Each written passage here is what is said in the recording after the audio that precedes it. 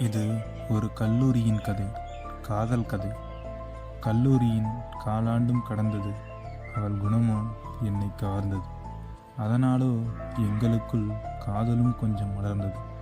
இருவருமே கணிதத்துறை என்பதால் எங்கள் காதலிலும் சிறு கண்டிப்பு இருந்தது. அதிகமாக வெளியே சுற்றியதும் இல்லை.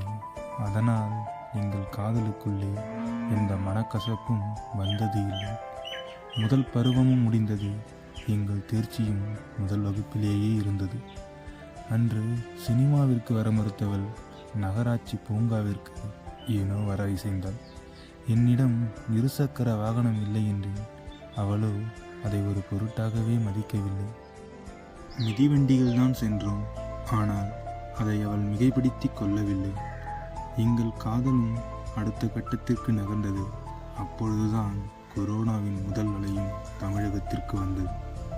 அப்பொழுதுதான் அவளுக்கு திருமண பிரச்சனை எழுந்தது. எங்களுக்கு அது பேரதிர்ச்சியே தந்தது. எங்களுக்குள் விவாதம் நடந்தது. அது அவள் வீடு வரைக்குமே சென்றது. அவள் தந்தையிடம் 2 ஆண்டு பொறுங்கள் என்றேன். அதற்கும் அவர் மனமிறங்கவில்லை. எனக்கும் அதற்கு மேல் செல்ல அச்சமயத்தில் தைரியம் வரவில்லை.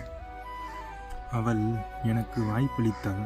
அவளது தந்தை ஏனோ மறுத்தே விட்டார். ஆறுதலற்று இருந்த நானும் அவளுக்கு ஆறுதல் சொல்ல ஆயத்தமானேன்.